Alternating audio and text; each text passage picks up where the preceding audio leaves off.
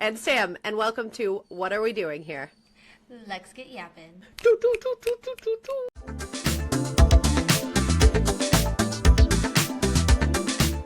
Okay guys, so update in my life. I finally went through a whole tube of chapstick, so now I'm officially a chapstick girly. I'm officially a chapstick girly. I am. I was so excited about it. I texted Sam about it and I said, I went through a whole tube of chapstick, and she was like, congratulations.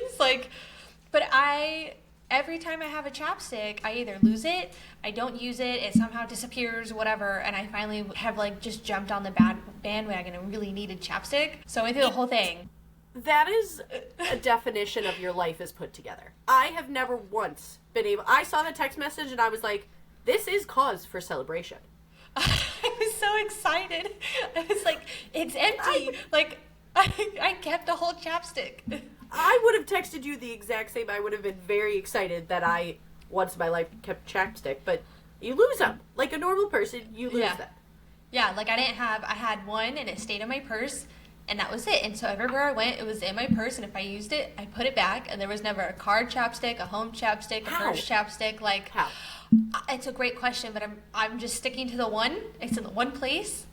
And it is that how we don't lose chapstick? You only keep one, so you're more attached to it? Because I feel like when I have a card chapstick, a home... Because it's always in every place. So then you're like, oh, I don't need to remember this one because I have one at home. And then I have one in my car. And then that's, I think, how they get lost. To be complete, But, so I went through one. So welcome to podcast number 2. She is on top of her life with chapstick. That's not the only thing I'm on top of my life with. But then I ordered chapstick off of Amazon because I was out. And then Sam thinks I'm a crazy person because I ordered chapstick off of Amazon.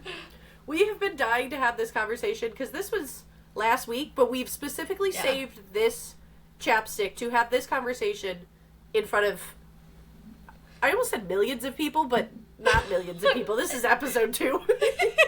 I wish. We're not that cool yet. In front of our 5 friends who will listen to this. Welcome to our podcast. Thank you guys so much for your 5 friends. But you ordered it off of Amazon, and all you texted me, I'm out of chapstick, but I ordered another one. And I said, what the fuck do you mean you ordered chapstick? I said, I ordered chapstick. What do you mean? Off of Amazon? What else is there? I would never in my life order 1 tube of chapstick. And I know you got a pack with let's clarify. I did get a pack, but I still would have ordered the one singular chapstick off Amazon. Why? Convenience. So it was whatever day it was in the week, it was I could order the chapstick, or I could stop somewhere with the kids, get them out of the car, get them in the store, and then I'm going to end up spending more money because I'm going to leave the store with more than just the chapstick. That's just inevitable with kids, unless I'm going in for a whole grocery trip or something. But I was just I'm out of chapstick. I can just order it, and it's going to show up to my house in a couple days. I pay for Amazon. Why not use the convenience? Too. But why do you feel guilty about it? I feel okay, so when you add the kid layer and getting out of the car seat and taking them and spending more, that makes more sense. I could see that being in the future, but on a day, let's ask this, on a day that it was a weekend that you didn't have kids, are you still ordering it on Amazon? Unless I'm going out, yes. So unless I know that I have to go out to run errands, I'm still ordering it because I do the same thing even when I'm coming home because I'm such a task-oriented person. Yes. When I get off of work, I'm all right, I'm off of work, I'm going to go home, I'm going to cook dinner, I'm going to craft, I'm going to read, I'm going to do these 3 things tonight. These are on my to-do, this is what I'm in the mood for. Yep. Stopping at the store throws off my momentum. So today, I stopped at Hobby Lobby because I saw something this weekend when I was out at Hobby Lobby. Okay. And I was all right, I don't know if I really want this. I'm going to go back and get it if I still feel like I want to on Monday. So I already had it in my head that, hey, if I still really want this come Monday, this is my plan. plan. I will stop on the way home, get it because it's on sale, and then go home. But if to throw another stop into that is just a little bit of chaos that makes my anxiety go up because I go, this wasn't part of the plan unless it's like an emergency and you have to stop. But if I have to stop, no. That just adds another layer of stuff, and then I feel like I don't have time to do all the other things. And now you're going to laugh at me, but why? I feel guilty ordering such a little thing on Amazon because I'm inconveniencing, oh my god, this sounds so dumb, inconveniencing the driver. Like, that's too much work for the driver. Like, they're already busy. Why would I? Do you feel inconvenienced when you get a call at work? Tech support lady? You are tech support. They are supposed to call you. Do you feel guilty or do you feel inconvenienced when people call you to do your job? Sometimes they're at a terrible timing, but no, that's your my job. Yeah, and it's the Amazon driver's job to deliver Amazon packages. That's what they signed up for. That's their job. They have more than just your one chapstick, because they're not delivering your one package. They're delivering tens of hundreds of packages depending on their day. I think in my head, they're leaving their office job, which I know. Okay. I'm glad we're talking about this. Explain this. I feel therapy session. Welcome. Mm-hmm. I feel like they're leaving their office job and they see the order and they're like, fucking chapstick. I'm going to take this chapstick over to them. And I feel... I gotta drive 40 minutes to deliver this chapstick. No. That's how it's funny because that's not what I think of when I think of Amazon drivers. I go, wow, they have hundreds of packages to deliver today, like UPS. Like their truck they got in their truck to go to work, and it's full of Amazon packages. Mm-hmm. And at least mine isn't some heavy-ass battery or TV, or they get to deliver this really easy, simple, lightweight chapstick package to my front porch. I guess I didn't think about it that way. I'd feel worse ordering a mattress, but I've ordered a mattress on Amazon. Don't ask me. I've ordered a TV. I still don't feel bad because it's still part of their job. But why? I guess I'm confused because it's like it's all a job, and I pay for Amazon because it's convenient. I pay for the convenience of it. So why, if I'm paying for it, would I not want to use it? Now, am I ordering my groceries, or am I ordering, like if I'm out and I know I'm going to get something, cool. You won't just get it. Yeah. I'll just get it then. I'm not going to be like, no, I'm going to order it off of Amazon so it shows up on me. But if I'm home and I don't want to leave, I'm just gonna order the damn thing off of Amazon. So like, what do you order off of Amazon then if you don't order the convenient stuff? I guess I didn't think about that. Do you order off of Amazon? How often? Yeah. Probably once a month. This is another. Oh my god! Get real into this. I will wait, even if there's something I want, unless it's something I like need tomorrow or need in a couple days, and I'm like, it's only on Amazon. I'll order it, but typically, if it's something I want, new Ninja Creamy pints so that I can have more in my freezer, I'm waiting until I can think of another item to buy so that I can buy it together so that the Amazon driver only has to make one delivery to my house. Why? Again, you pay. Don't know. I could see this if you didn't pay for Amazon Prime. But I know you pay for Prime. I know, that's what I'm saying. I know you pay for Prime. So it's 2-day shipping, whether you order it today or 3 weeks from now. Because it's funny, you're like, maybe once a month.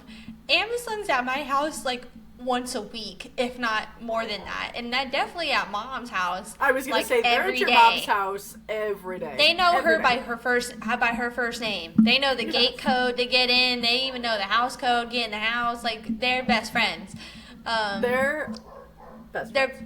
They're best friends. But my mom keeps them in business. Your mom by does. herself. We talked about this yesterday. yeah, we did.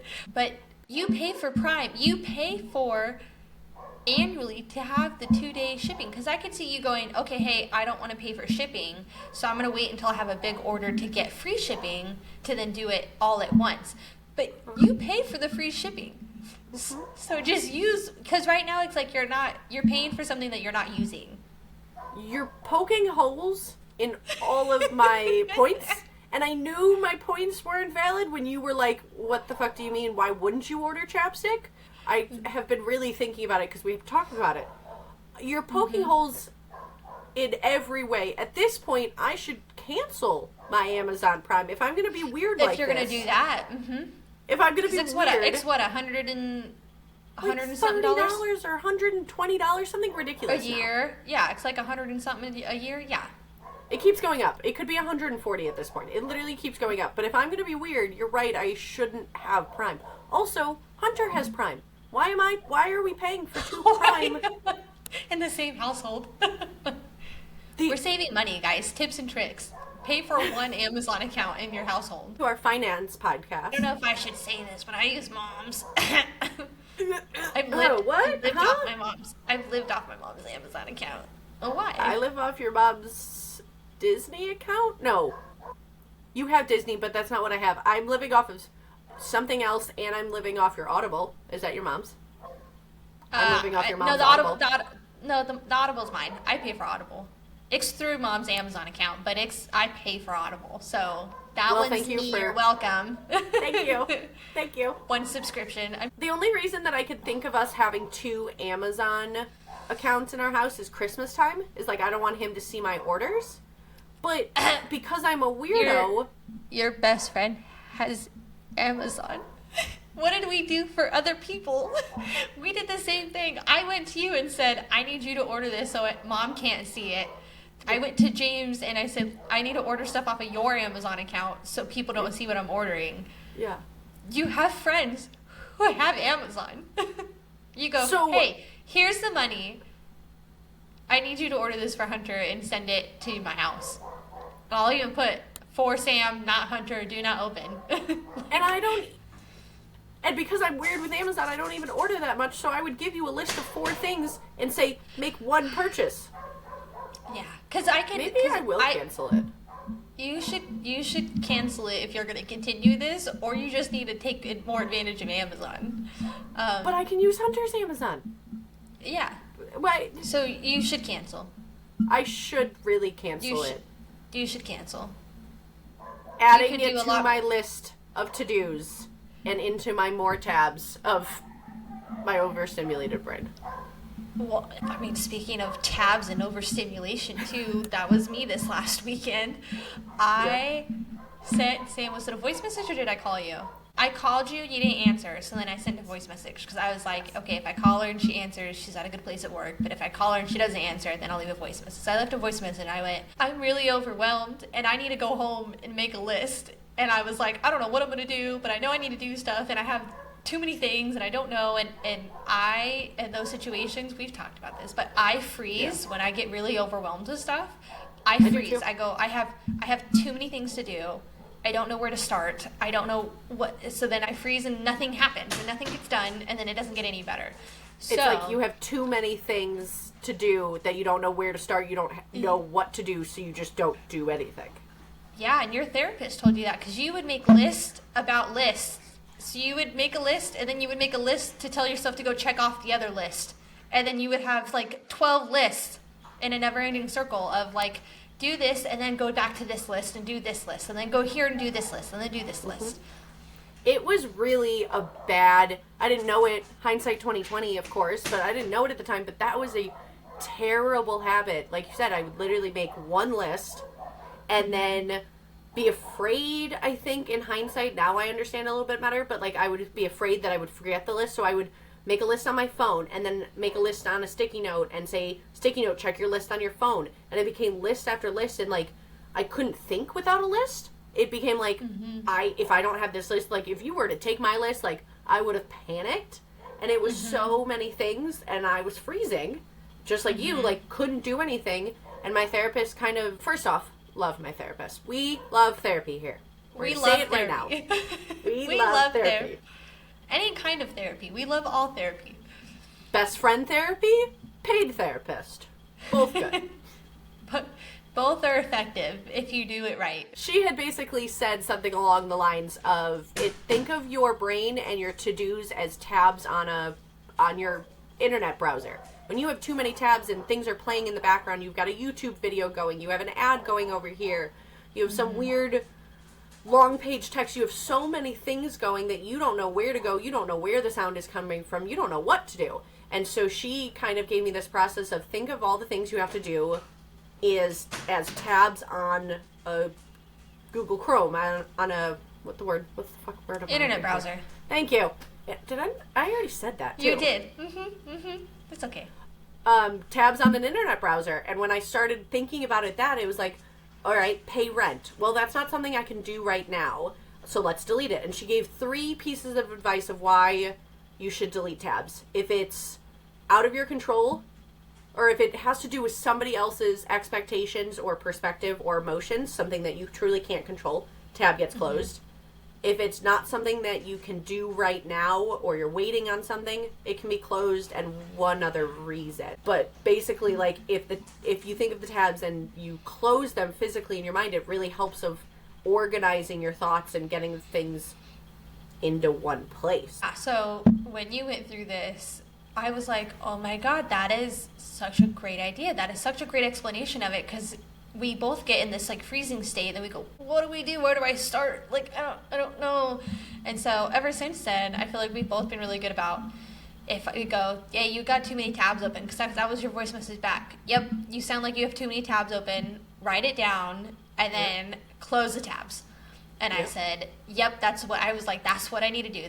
We're going to go do that right now. And that's what I did. I went home, I made a list, and then I go, I can't do this month, this is next month. So then I said, all right, put it on next month's to do. Boom, out of the brain, that tab is closed. And then I said, okay, yep, gone. I don't have to worry about it, because that was part of it. I was like, I have to do this a month from now, and I have to do this 2 months from now. And I was constantly refreshing that same tab, going, nope, not yet.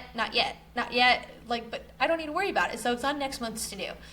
And then I wrote my other to-dos, and I said, okay, it's down. And even I noticed I wrote like 4 or 5 of them, and then I went away, and I was like, there's still something else. And I would sit, and then I was like, oh, I have to do this. And I went back and I wrote it down, and then it was like everything cleared, and it was great, and I didn't worry about it, and I, gave the kids a bath, put them to bed, and I was way happier, less stressed. And then I woke up Saturday and immediately started working on the to-dos. And if I say myself, I nailed it. I got so much stuff. And then I called Sam, and we were talking, and she was like, you've been productive. And I was like, yeah. And she was like, you sound so much better.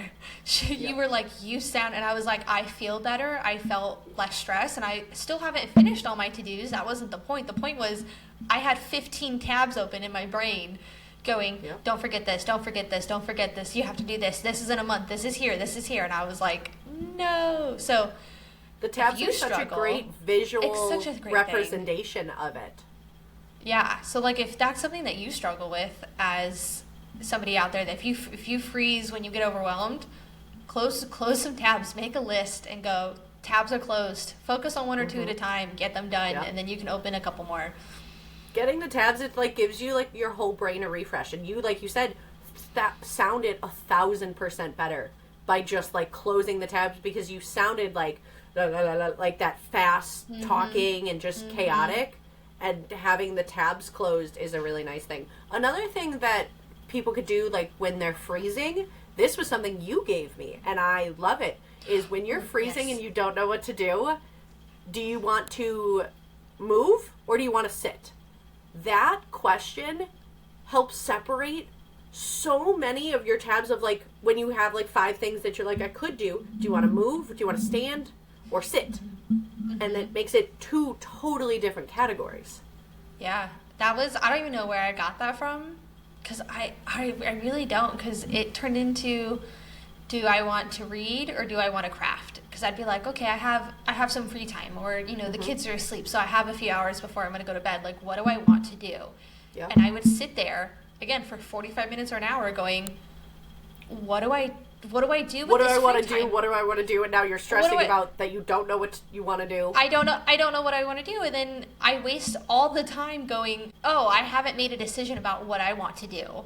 And so I think I started because I think you told me, like, oh, make a list of the things that, like, you would like to do. So, like, reading, whatever. And then I realized I could sort them.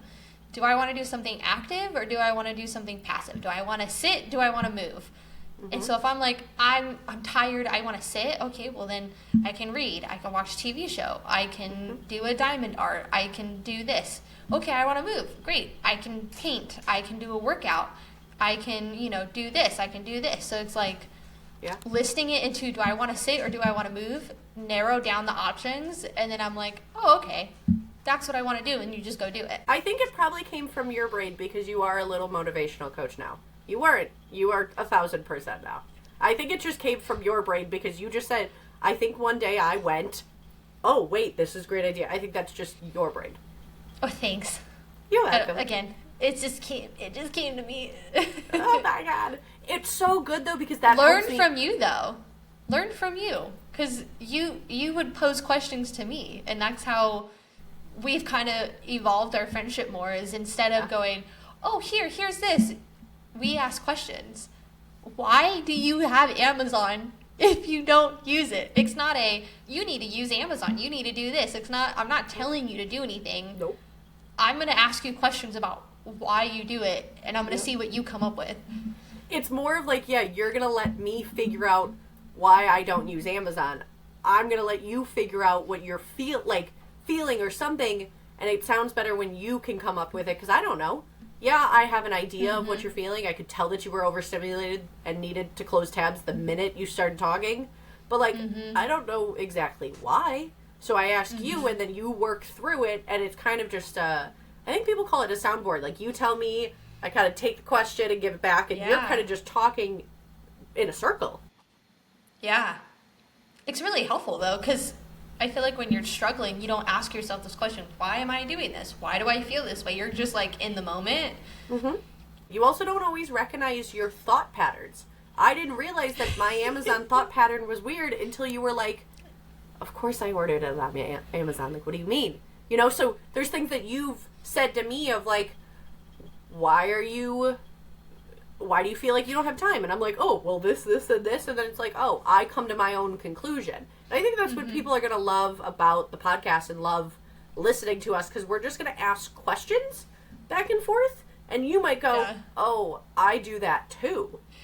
You know what I just thought of when we said that? Which is why I started giggling, is how many times have we, I either have come to you come to me and you go, I'm stressing about this and I don't know why, and I'm freaking out about this, and am I the problem or is this? And I go, what do you this? And then we talk through it, and then both of us, whichever one's going through the crisis or realizing that we have past trauma, we go, damn it, you're right. Because what did you sent me something the other day, I can't remember what it was now, and I go, did this come for your dad? And you were like, shit. And I was like, Shit. I was like, all right, cool, that's another conversation for another day, but yeah. A big one was relationship trauma too, of oh, is this Hunter and I have a great relationship, but I come from I've been cheated on basically in every other relationship, just bad relationship trauma, and not a great relationship with my father at the moment. But so a lot of times I'm feeling like something's wrong, or he's gonna leave, or he doesn't love me, or whatever, and then I go, shit, it's a me problem.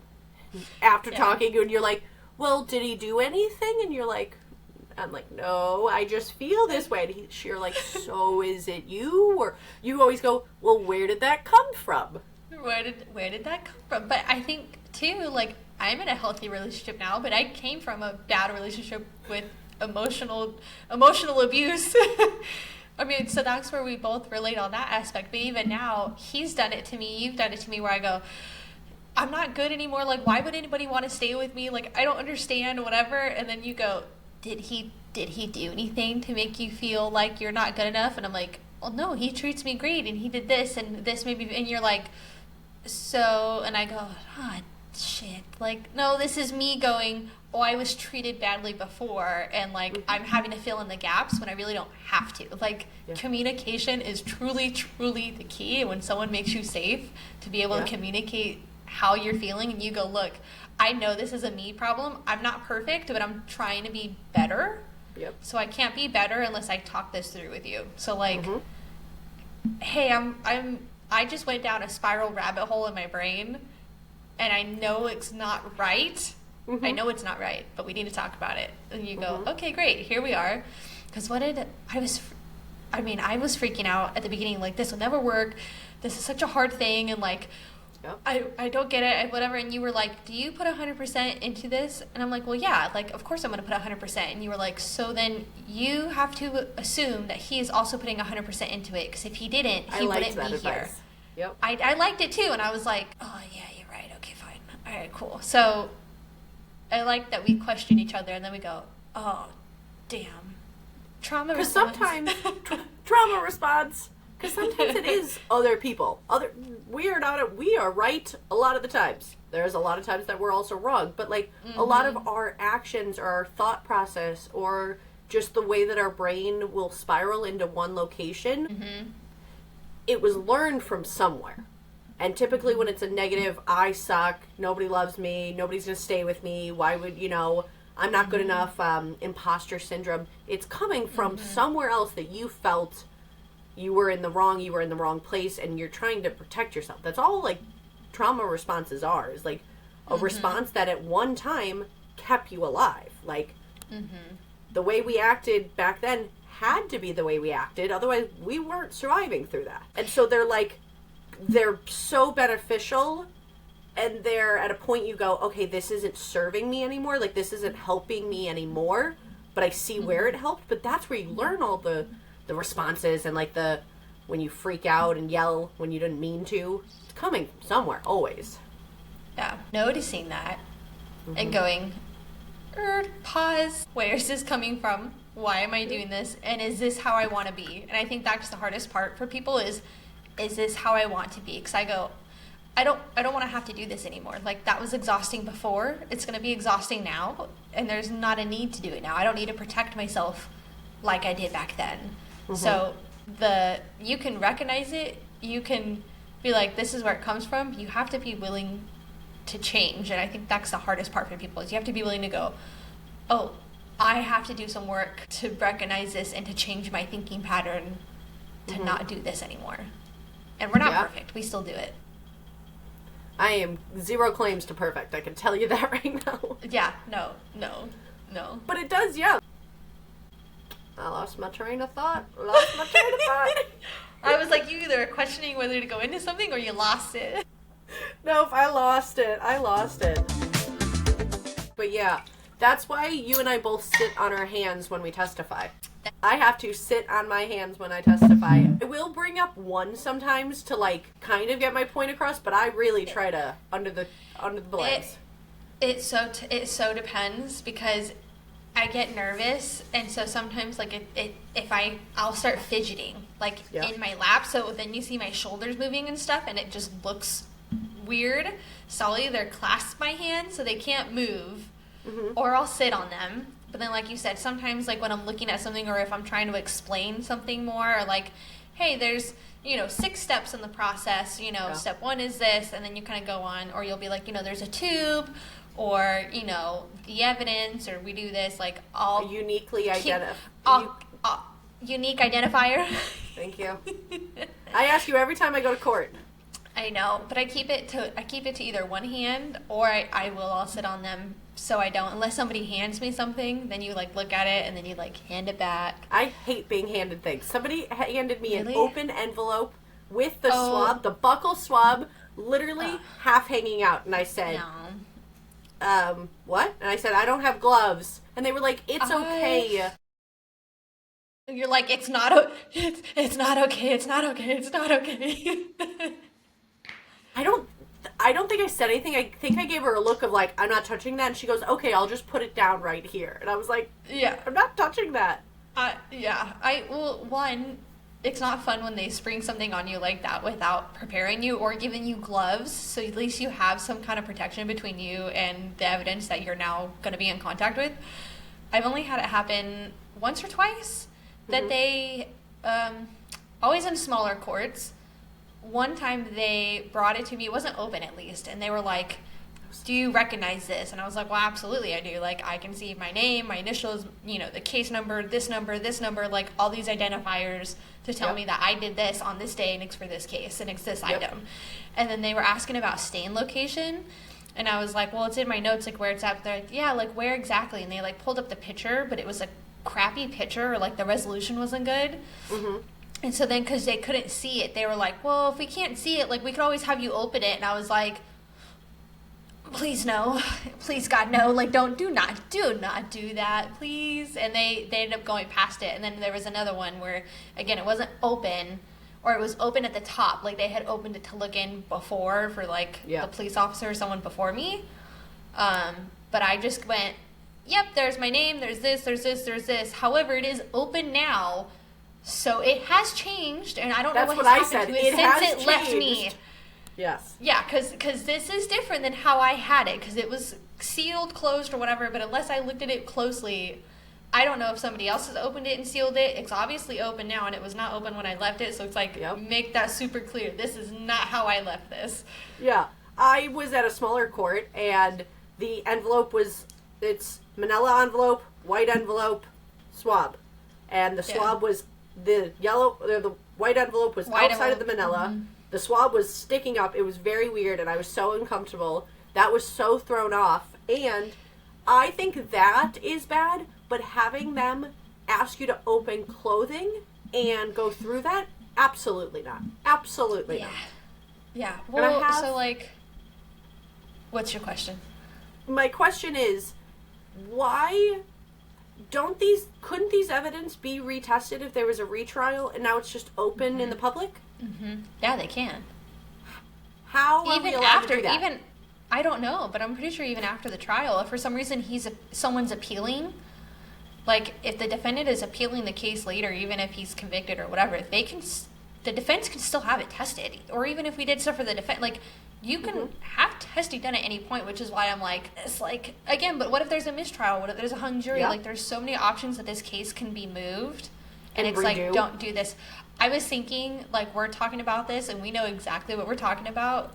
And people in our field will know what we're talking about. However, to the average person, us talking about an envelope, a swab, and a clothing, and a this, and a this, and a this, and a this, like, they don't, I know they don't picture it the same way we do. Yeah. I wish we had photos or, like, this is what this looks like, and this is what a kit looks like, and this is what a bloody shirt wrapped around a cardboard box looks like. Don't even get me started. I mean, I'm sure we could find some sort of pictures online, but just for, like, the average person out there, like, when we talk about a swab, we're talking about, like, a long, like, 6-inch stick with cotton material, like a Q-tip on one end. That's a swab. Yep. Looks like a Q-tip with only one. A lot of this stuff is packaged in either, like, a white envelope, like a mailing envelope, and then it's, like, a regular, like, an 5x7. 5x7. Like a 5x7 envelope, but sometimes it's in an 8x11. Sometimes it's in a gray thing. Like sometimes it's in a paper bag, and then we get clothing that could have semen, blood. It could have, touch DNA. It could have saliva. Like we don't know what could be on this stuff. And I mean, tell about some of the things, like the type of clothing you've got. Like what are some of the things you've gotten? I've gotten like wooden slats from a bed frame. I've gotten a baseball bat. I've gotten gum. I've gotten jackets, sweatshirts. Someone today just got a $790 shirt, and I was like, no one knew what this was, but we were like, do we have to have someone watch us do this because it's valuable? Yeah. Like, we're going to talk about that because that's the thing, too. If you pull out something and it has possible drugs or it's something that's of high value, like jewelry, someone did it for AirPods, too. Someone did it for liquor. Like, if it's something of high value, you have to have somebody else watch you, take it out, and put it back to make sure that we didn't take anything or it's still in the same quantity of things there when you put it back. A thing we didn't talk about is I've done shoes. I've done knives. Pants, underwear, bra, t-shirt. Blanket, sheets, comforters. Telling you my worst nightmare. Jockstrap. That was the case. We hung out for a long time. Was that day was the jockstrap, and we got into everything. That was like the day. I like how you remember what it is, but I feel like I've done so much stuff now that I'm like, yeah. I've had a blow up lawn ornament. Like. Oh really? Like what?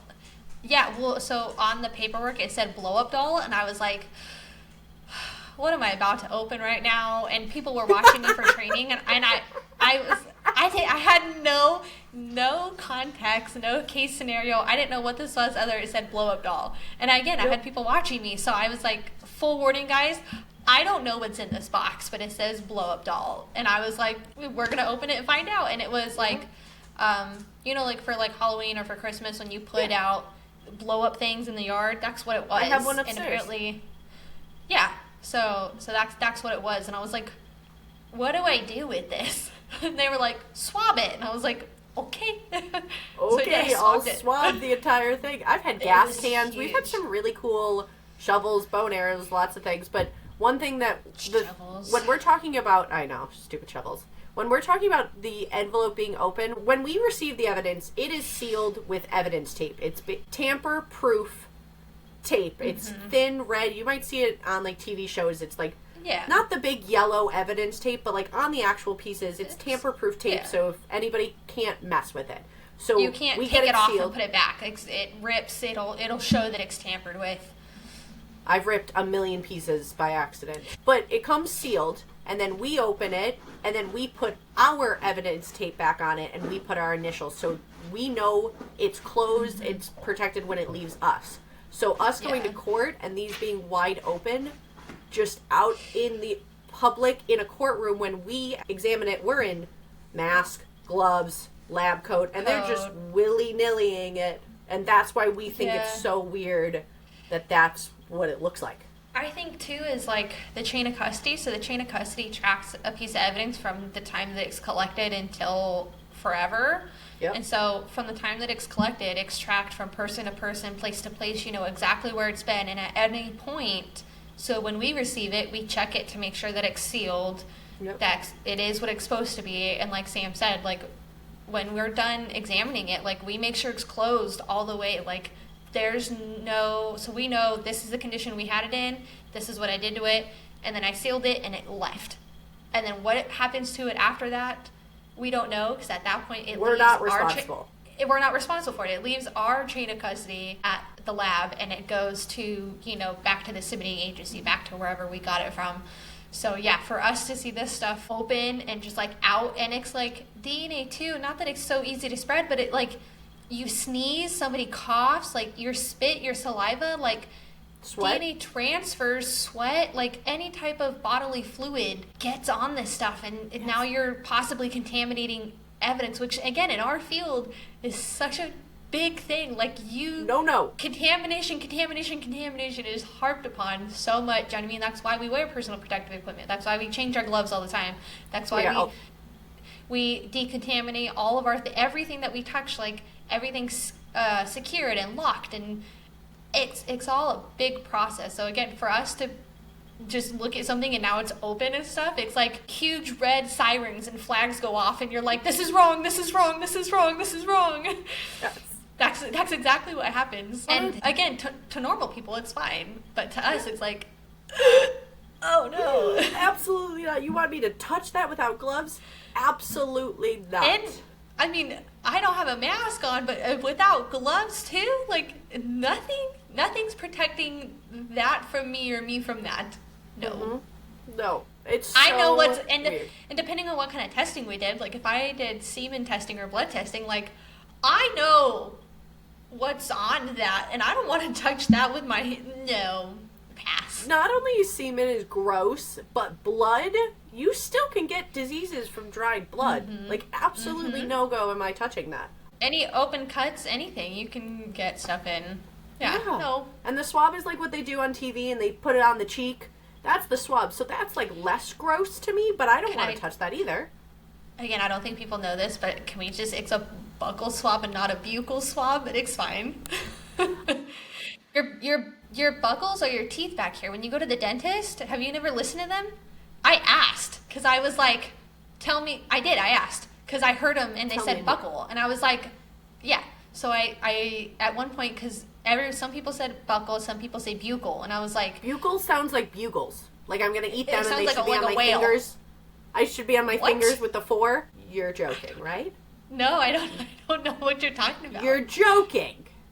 No. What are you talking about? The bugles? I think of like... No, I think of like when you say bugles, I was not going bugles. I was thinking like beluga whales. Beluga whales, and you went bugles. What the hell is a bugle? Babe, you know what this is. Okay, so bugles, the little cornucopia things, they come in a red bag. They're like corn. They have a little tail, and they're open, and people put them like on their fingers. Yes, but they're a corn snack, like at the gas station. No. And then you put them on your fingers, and you have little hats, and then you go like this. I have no idea what you're talking about. Do I have to show you a picture? Is this what we're doing right now? Oh my god. I don't know what you're talking about. Everybody else, you're going to get funny comments. Is this the time that we bring up that we don't watch movies and stuff either? So most of the time when people do stuff, I don't know what they're talking about. Oh my gosh.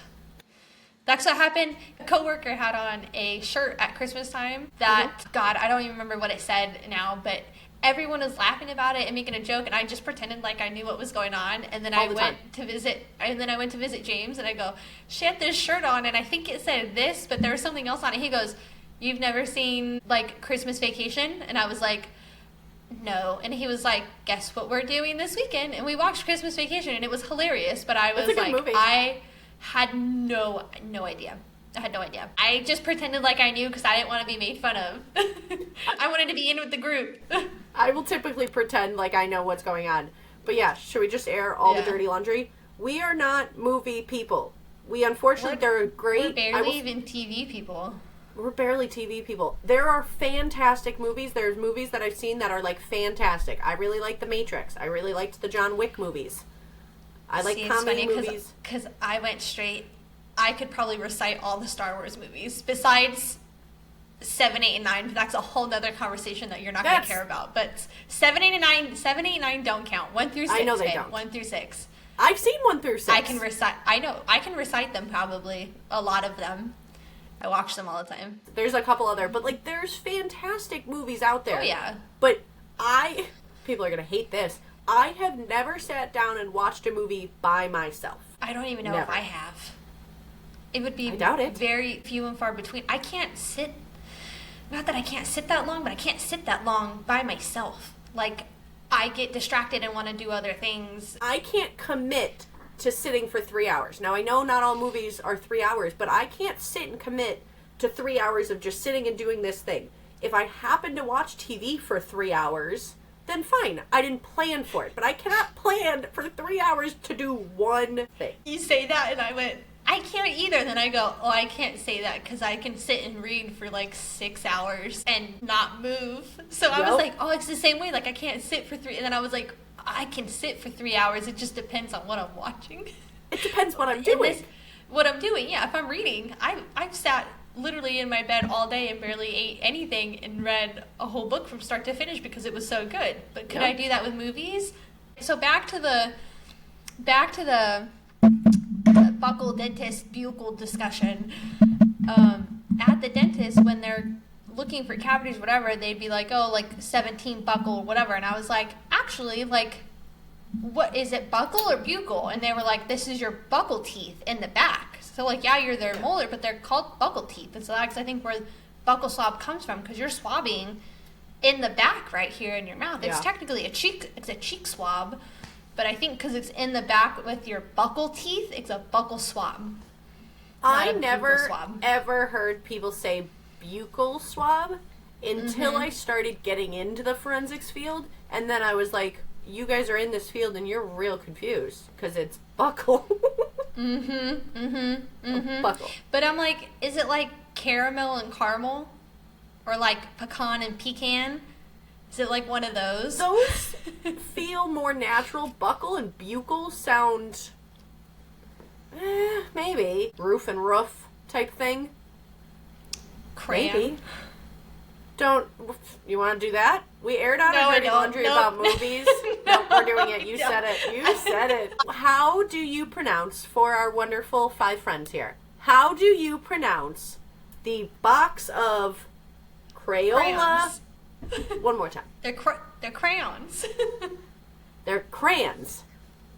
No. They're crayons. Crayons is not right. No, they're crayons. and it's like you say it so many times that I'm like, now I don't know what the hell I'm saying because now I just keep like I'm gonna go color with crayons, like. You're saying it more normal right now. That's not how you. That's not how you say it. Crayons. See, that's why I'm like, that was wrong. I know it's wrong, but that sounds more like you. But also, what I know. What else do I say that's like so? I have one that I say wrong. Reese's. Yeah. Pieces. Reese's Pieces. Reese's Pieces. Reese's Pieces. Reese's Pieces. I think that's more of like, that's just your cute little Reese's Pieces. It flows better. Reese's Pieces. It's Reese's like hellos. Pieces. Like hellos isn't correct, but it's cute, and we say it. My roommate in college, who's my best friend from far away, made fun of me because I say legs, but it's like I can't do the E. It's an A, and I think that's a old California thing that I cannot get rid of. Because even when I say eggs, like eggs, I don't know. I can't. I to me it sounds correct, but I know it has like an A. I can't. Legs. I have another eggs. one. What? Plastic. Cups. Plastic cup. What do you? With the B. What do you put things in? What do you put? Sandwich. Plastic bag. Oh, you said it. Bag. Bag. A plastic bag. What's the same? Like, what do you call it? A shopping cart? Yeah. Do you call it a shopping cart? Yeah. People down here call it a buggy, and I was like, no, wrong. Okay, is it a remote or a clicker? Clicker. No, say it's a remote. Can you pass me the remote? It's not a clicker. I refuse to teach my children. I don't have kids, but I refuse to teach my kids when you remote. Have them. Yeah, when I have pass them. me the remote. Don't you want Why your little clicker? cute nuggets to say clicker? 1000%. No, they already say other cute things. Laster time. It's my favorite one. Laster time. Yes, That's laster cute. time. But I saw, so it was like the cutest thing on Instagram where this mom was like, you want them to say it correctly, but when they actually stop saying the incorrect things, like you're gonna miss it because it's so cute. Mm-hmm. And what did one of the boys stop saying something, and I was like, Mom. Oh Mommy. no, we're fighting that. Oh. We're fighting that. Want to tell them what we're fighting? He one day thought it was hilarious to go, I'm not calling you mommy anymore, I'm calling you mom. And I said, oh, excuse me? No, you aren't. You are not. That is not. I did not get downgraded from mommy to mom. Yep. Like, you are 4.5. We're not. And they're twins. Let's clarify that. You have twins. Twins, yes. So twin 4.5-year-olds, and of course, because I reacted to it, they both looked at each other and said, "Yeah, mom, get me that, mom."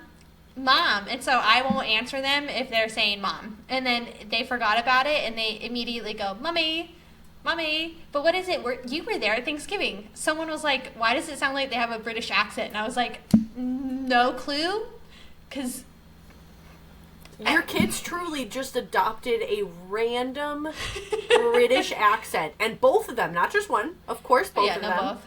Mm-hmm. 1000% got a British accent. So much so that they said spoon, they said something with an S, and we all thought they said shit, and we all kind of like, is that what they just said? And you were like, no, they said this, but because of their British accent. I don't know. Can I blame Bluey? That's Australian, but it might be Bluey. Do you think they could be copying that? I think so. Because there's some stuff that they'll say, and I'm like, I was telling Mom this actually the other day, because she was like, what are they? And I was like, it's from Bluey. It's a game that they play in Bluey, and they think it's hilarious, and it's a cool game, and it's funny, but you wouldn't know what it is unless you were watching Bluey. Like, you would never know what they're talking about unless you've seen the show. And can I just throw it out there? Best show. It's great. I've cried while watching it because it relates to the parents. Oh, yeah, there was a whole episode where Chili, the mom, was talking. Chili's the mom. She was talking to the girls, Bluey and Bingo. She was talking to them about, like, Bingo's first steps and how she went to mom's class, right? So it's like a mommy and me class. and she always felt competitive with the other parent. So it was always like, oh, my kid's sitting up first, my kid's rolling over first, my kid's standing up, my kid's walking, blah, blah, blah, blah, blah. So basically in the episode, there's another parent in the class whose daughter's child, whoever, is walking, crawling before Bluey, and so she's feeling really defeated. Like, she's doing everything to try to get Bluey. I see where this is going. So she was trying to get Bluey to just do stuff first, and they're doing all the stuff at home, right? They're doing all the books, they're encouraging her to do whatever, and going to the doctor and making sure that it's okay. And the doctors say, like, yeah, everyone, you know, some babies, crawling is not a requirement for children. I didn't know that. Some kids skip crawling. Yeah, like, some kids skip crawling, some don't do it at all, some do different forms of crawling, like, it's not a requirement. So in the episode, she gets really defeated that she's trying everything and she can't do it, so and she's a first-time mom, so she just doesn't go to Mommy and Me one day, and she's home, and she's on the steps, and she's just sad and watching Bluey play in the yard, and one of the other moms stops by and goes, hey, like, I missed you today in class, like, what's going on? And she was like, oh, I'm so sorry, I just couldn't get myself to go today or whatever. And she was like, here, I want to show you this. And she pulled out a picture, and it was her with her 7 kids. And she was like, oh my God. And she was like, yeah, this is number 7, like, this isn't my first. And she was like, you make it, like, I didn't know that. And she was like, I just want to tell you that you're doing a great job. And I was like, oh, like, it Tears. was, because you feel that way when you're like, is my kid doing enough? Are they learning? Are they this? Am I providing enough educational resources for them? Am I helping them? Am I this? Like, are they behind? Do I need to help them more? Like, you're always worried about that, even now. But especially when they're younger and it's your first time being a mom, like, you don't know what the rules are, what you're doing. Like, you're learning just as much as they are. So, oh my God, it was so sweet. But there's so many episodes like that loop parental stuff into it, and you're like, oh, I get it. Like, I'm not the only one. Do you have advice for new moms? Like, what did you do when you were feeling like that? When you felt like you're worried that the kids aren't doing that? Like, do you know what you did or would have done? I think having twins, I don't know if it's different. I don't think so, because it's like, I would talk to my best friend whose kid was 3 months younger than the boys. And so we would talk, but even then it was hard, because, like, if her kid was doing something that the boys weren't doing, I was like, oh my God, I'm failing. I think just researching, and, like, I would talk to my mom, and, like, the main thing is your kid healthy and they happy? If your kid is healthy and you're happy and they're alive and, you know, you're doing a good job. I think I wish I would have gotten out more, because I didn't take the boys they didn't go to daycare. They were watched by grandparents. And so I think because I wasn't immediately surrounded by other moms, that it was hard to not just relate myself, but it was hard to, like, open up to somebody else. And so, like, yeah, I was able to talk to my mom about it, but things have changed in 40 years since she had kids, right? Or 30 years. Like, things are different. She never had 2 of them. So I did find a couple good platforms that were really honest about twins and, like, things that were helpful and hard, and that was helpful. I think it would help to see more, like, groups, or, like, getting yourself out there with other moms at the same season. I think so. I think that was because it gets you out of the house, because there is a lot of you are home. You're there. You're in, you know, especially with twins. I was on such a schedule with them to make sure that they both were sleeping at the same time, eating at the same time, and that they didn't get off that way. I think scheduling and outing, one, for them, but also for me to just get out and be around other parents who are in the same boat as I am, would have been helpful. So I think if I ever have more kids, I think I would do that. I would get more involved with other parents going through the same thing.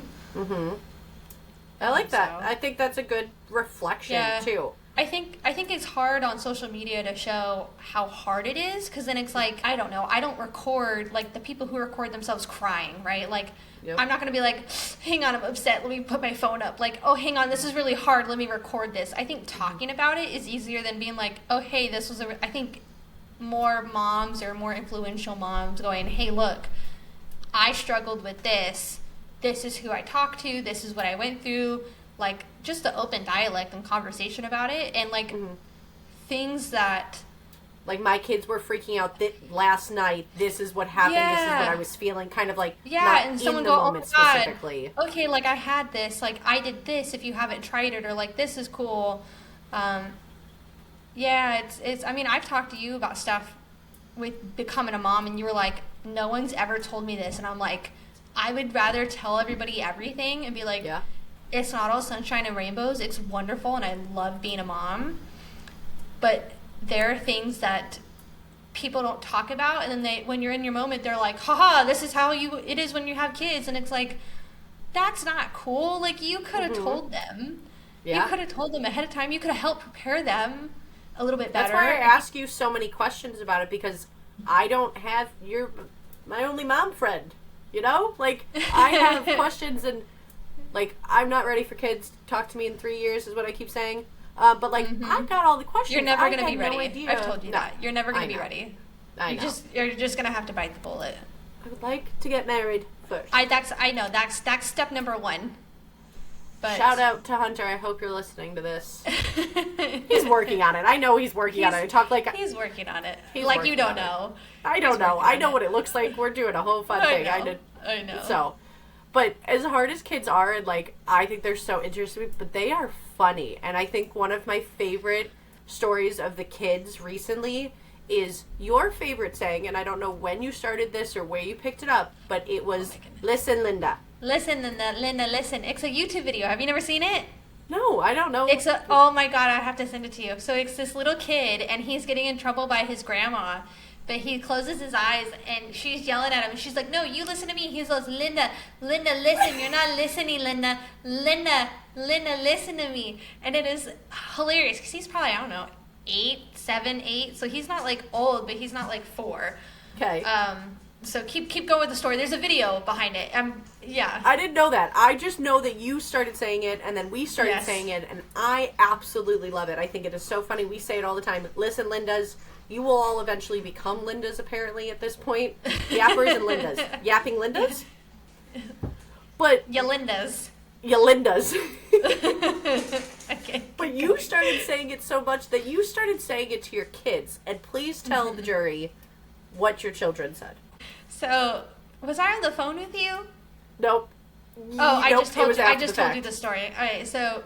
I have heard you call them Lindas. Listen, Lindas, to both of them multiple times. When they're not listening and I'm trying to get their attention, I go, Lindas, listen, Lindas. And so me and James were out with the boys, and we were on our way home, and they weren't listening, and so I was going, Linda, listen. And one of the boys got really upset and started crying, was like, I'm not Linda. I don't like it when you say that to me. And I felt so bad. And I was like, oh, bud, like, I'm so sorry. Like, babe, I love you. And he's like, just don't call me Linda. I don't like it. And I was like, okay, I won't call you Linda anymore. I'm sorry. Like, I was just trying to get your attention. I felt so bad. It was funny, but I felt bad. Am I terrible that I think it's the funniest thing ever? Because it's hilarious. No, have I told you the story about one of them almost pooped in a like a soccer field? No. Have I told you this? Oh my God, it was I need to write it down because it's so funny. So, me and Mom and the boys are at dinner. Yep. And I'm paying for the bill. I'm getting stuff cleaned up, and the boys are getting antsy. So Mom took them outside, and right behind the restaurant, there's like an open field. Okay. So they're outside running around while I'm getting stuff cleaned up, and then I walk out there, and they're running around, and all of a sudden we're in the midst of potty training too. Just to recap, so like 2.5, middle of potty training. And one of them stops dead thing and was like, I have to poop, and like pull down his pants. And I was like, not here. And so I'm running, and I pick him up, and I pull up his pants, and I'm like, hold. But no, this is the funny part. That's not even the funny part. It's already funny. No. This is better. So I pick him up, and I'm running back in the restaurant, and I go, pinch your cheeks together. And he goes, and I was like, that is not the right cheeks. I'm like, these cheeks, your booty cheeks. I go, pinch your cheeks together. And he goes, it was so funny. He was like, oh, okay, boop. He trying so to be funny. helpful and listen. I know, it was so funny. I about peed my pants because I was laughing so hard. I mean, luckily the restaurant people, they're like family owned. They know us. We go there all the time. So when we like ran back in, it was like no big deal. But I was just dying. That the funniest part wasn't he tried to almost poop in this field behind the restaurant. It was the fact that I go, pinch your cheeks, and he goes, like, that's not. That was not what I meant. But that was very good listening. I agree. I will take the win. I will take the win. Oh my gosh. Oh, that's so funny. Well, I hope that everybody listening to this podcast gets a kick out of this. Pinch your cheeks. Pinch your cheeks. When you gotta go to the bathroom. And hopefully they are having a better day than having to poop in the soccer field, being called Lindas and not liking it. And maybe they're doing as good as you as having a full chapstick that you got to finish. But thank you guys so much for listening, and we'll talk to you next week. Bye.